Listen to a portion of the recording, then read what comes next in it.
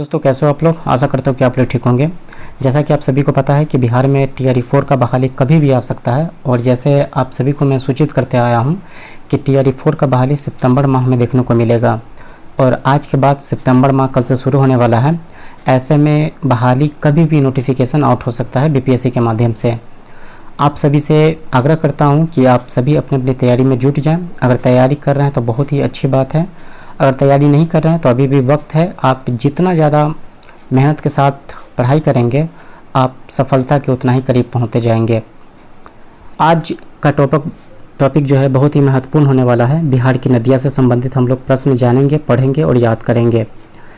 BPSC ने ADO का notification हाल ही में आउट किया है और उसमें बिहार की नदियों के बारे में भी बताया गया है कि आपसे प्रश्न पूछा जाएगा। ऐसे में बिहार की नदियाँ हमारे लिए बहुत ही महत्वपूर्ण बन जाता है कि आप इसे पढ़ें और कहीं ना कहीं प्रश्न सबसे ज़्यादा पूछे जाते हैं और आप अगर पढ़ते हैं तो ताकि आप अपना कॉन्फिडेंस लेवल बढ़ाते हैं, आप एग्ज़ाम में अच्छा स्कोर करेंगे। हम शुरू करते हैं बिहार की नदियाँ के बारे में। बहुत ही इम्पोर्टेंट टॉपिक है ये और इसीलिए मैंने एक अलग से वीडियो बनाया इसको ताकि सारी बिहार की नदियाँ कवर की जा सकें। अगर कोई छूट भी जाता है तब हम MCQ में इसे कवर करेंगे। चलिए शुरू करते हैं बिहार की नदियाँ से संबंधित जो भी महत्वपूर्ण प्रश्न बनने वाला है। आप स्क्रीन पर देख पा रहे होंगे बिहार की नदियाँ। बिहार की नदियाँ का 2 भाग में बांटा गया है।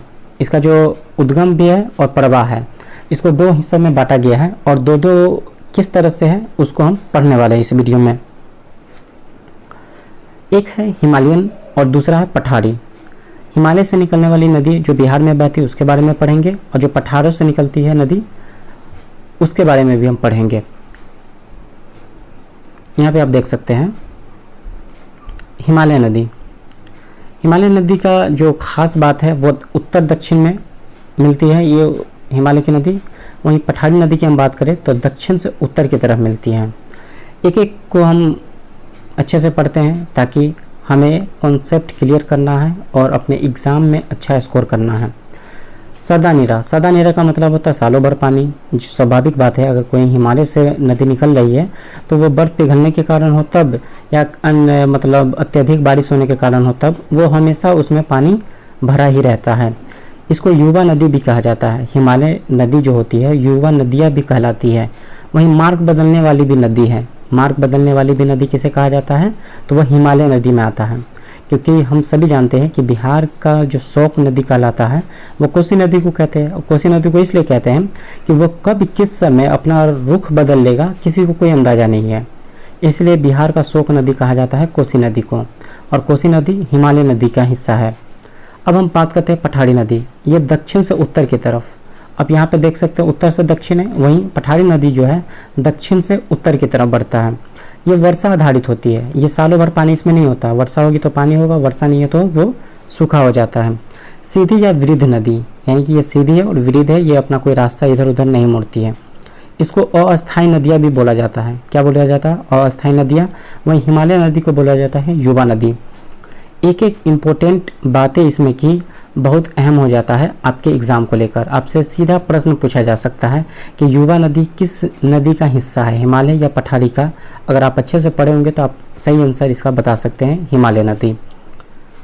अब हम आगे देखेंगे।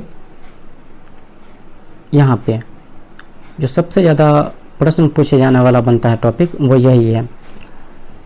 यहाँ पे आप देख पा रहे होंगे गंगा। ये बहुत ही इम्पोर्टेंट है और बिहार की सबसे लंबी नदी है गंगा नदी। और गंगा नदी को बिहार में पवित्र माना जाता है। बिहार ही नहीं बल्कि पूरे इंडिया में। गंगा नदी की शुरू में ये भारत की नदी है, इसलिए इसकी लंबाई कुल है 2525 किलोमीटर। और बिहार में इसकी कितनी लंबाई है? 445 किलोमीटर। बिहार में इसकी कितनी कुल लंबाई है? 445 किलोमीटर और भारत में इसकी कुल लंबाई है 2525 किलोमीटर। इसका उद्गम जो होता है वो गंगोत्री यानी उत्तराखंड के ग्लेशियर जो गंगोत्री से होकर और बिहार में प्रवेश करती है चौसा बक्सर। गंगा नदी भारत में उद्गम कहाँ होती है? गंगोत्री ग्लेशियर से। वहीं बिहार की बात करें, बिहार में उद्गम होती है, बिहार में प्रवेश करती है चौसा जो कि बक्सर बिहार से प्रवेश करती है। और ये नदी कहाँ जाकर मिल जाती है? तो बंगाल की खाड़ी में मिल जाती है। इसी नदी की कुल लंबाई कितनी है भारत में? 2525 और बिहार में कितनी है? 445 किलोमीटर। ये बहुत ही ईजी है। अगर आप अच्छे से पढ़ते हैं तो आप अपना एग्ज़ाम ज़रूर क्लियर कर सकते हैं। अब हम बात करते हैं बिहार में उत्तर में बहने वाली जो नदी है घाघरा नदी। इसका उद्गम स्थल कौन सा है? तिब्बत है। और ये भी कहाँ जाके मिलती है? गंगा सारण में। गंगा कहाँ मिलती है? बंगाल की खाड़ी में। और इसका उद्गम स्थल बिहार में कहाँ हो जाता है? चौसा। चौसा से प्रवेश करती है। और इसका संगम यानी कि मिलती कहाँ पे? बंगाल की खाड़ी में। घाघरा नदी जहाँ उद्गम स्थल है इसका तिब्बत, बिहार में आके मिलती है। गंगा कहाँ? सारण। और इसका बिहार में कुल लंबाई है 83 किलोमीटर। कितना किलोमीटर है? 83। गंगा का 445 किलोमीटर।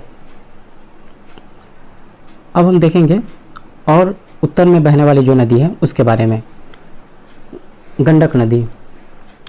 गंडक नदी कहाँ उद्गम होती है? नेपाल में। और गंगा के सोनपुर में आके मिलती है। और इसकी कुल लंबाई कितनी है? 260 किलोमीटर।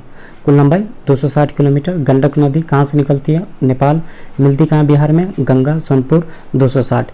ये बहुत ही इम्पोर्टेंट टॉपिक है, आप इस चीज़ को अच्छे से पढ़ें ताकि आप अपना एग्ज़ाम ज़रूर फाइट कर सकोगे। और जितने भी नदी बिहार में बहने वाली है इम्पोर्टेंट नदी, उन सब को कवर किया गया इसमें। आपका प्रश्न जरूर इससे बनेगा ही।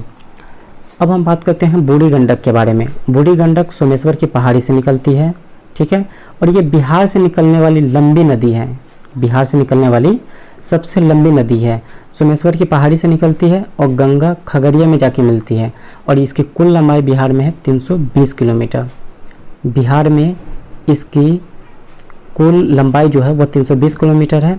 और यह कहाँ से निकलती है? बिहार से ही निकलने वाली नदी है बूढ़ी गंडक, जो कि सोमेश्वर की पहाड़ी से निकलती है। और कहाँ जाके मुहाना बनाती है? तो गंगा खगड़िया में। अगला हम बात करते हैं बागमती नदी। बागमती नदी महाभारत श्रेणी नेपाल से निकलती है। और कहाँ आके मिलती है? तो ये कोसी में आके मिलती है। और इसकी कुल लंबाई बिहार में कितनी है? 394 किलोमीटर। अब बात करते हैं बागमती नदी। तो बागमती नदी जो नेपाल से निकलती है तो ये कहीं ना आके सीतामढ़ी में आके मिलती है। और सीतामढ़ी से जाके और उसका जो गंगा में ये मिलन होता है कोसी में होता है जो डायरेक्ट। अब यहाँ पे आप देखेंगे कमला नदी। कमला नदी भी कहाँ से निकलती है? महाभारत श्रेणी नेपाल से। और कहाँ पे आके मिलती है? कोसी में। कोसी को बिहार का शोक नदी कहा जाता है। आप यहाँ देखेंगे कोसी। इसकी कुल लंबाई कितनी है? 700 किलोमीटर।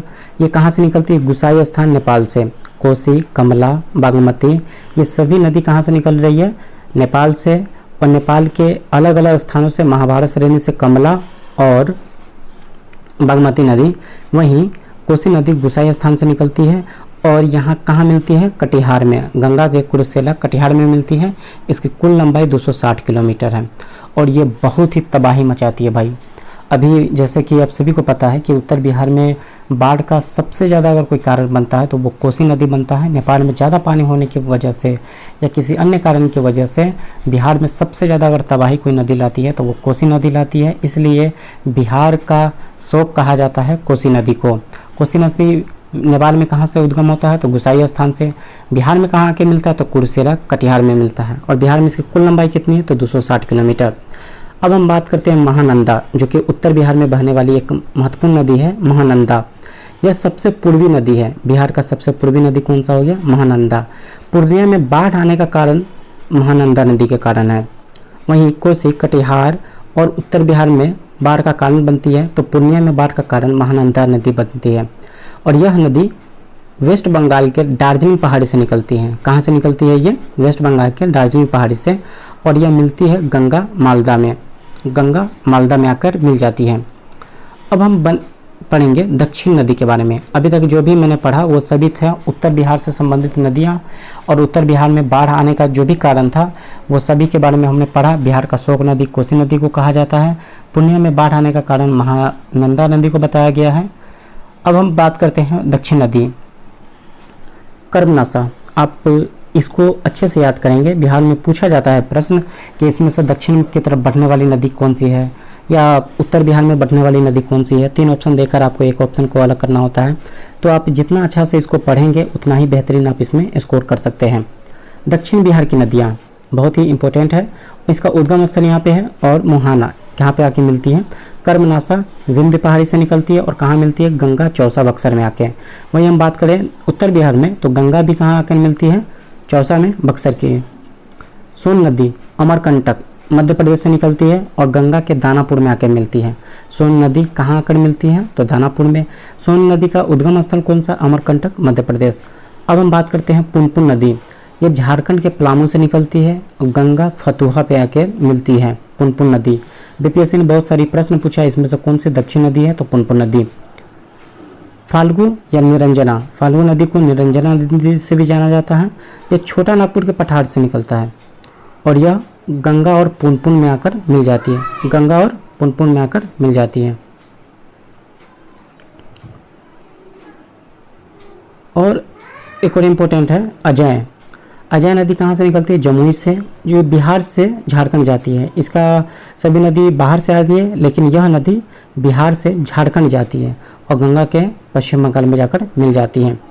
एक और नदी है क्यूल नदी। हजारीबाग कहाँ से निकलती है, झारखंड से निकलती है और गंगा लखीसराय में आकर मिल जाती है। सकरी नदी है जो छोटे नागपुर पठार से निकलता है और क्यूल नदी के साथ गंगा में जाकर मिल जाती है। अभी तक हमने पढ़ लिया है दक्षिण नदी, बिहार के उत्तर नदी के बारे में।